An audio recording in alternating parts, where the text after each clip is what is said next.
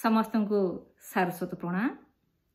मोर ये चैनल को स्वागत अभिनंदन।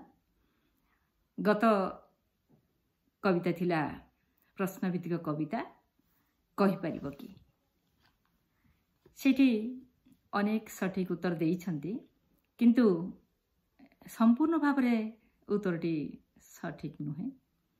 अधा ठीक अछि, गोटे पुणी उत्तर छाड़ी देइछन्ति। से जा हो सी जे उत्तर देइछन्ति से माने होउछन्ति मधुमिता महांती, पुष्पांजलि रथ, प्रभाती होता, जानकी पाणिग्राही।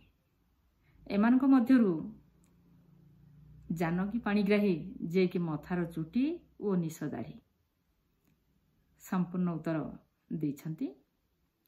अन्य माने केवल निश दाढ़ी बोली उत्तर देइछन्ति, किंतु केश छाड़ देइछन्ति।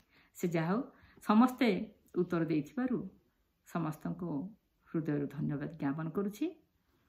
पुणी आज सेहीपरि एक प्रश्नभित्तिक कविता आपण मानक सम्मुखरे रखुछि, शुणन्तु एवं उत्तर देवाक भूलन्तु नाही।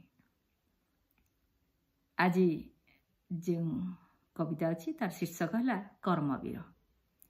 नाही ताठारे भेदभाव नाही कि बड़ सान, नाही ताठारे भेदभाव नाही कि बड़ सान, जगत सारा सबुरी प्रिय सबुरी से तो प्राण।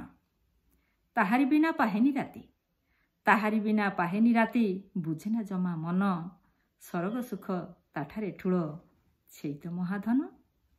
निजे हसी से दुनियाटा को हसाए खिली खिली, निजे हसी से दुनियाटा को हसाए खिली खिली, जगतटा को करे आदर भाभी निजर बोली।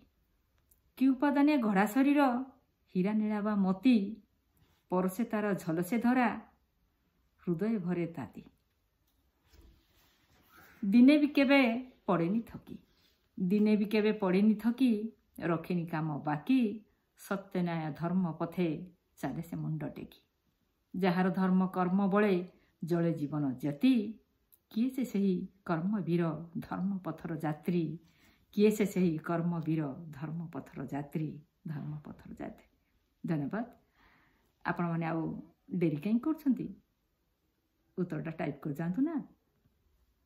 रहउछि।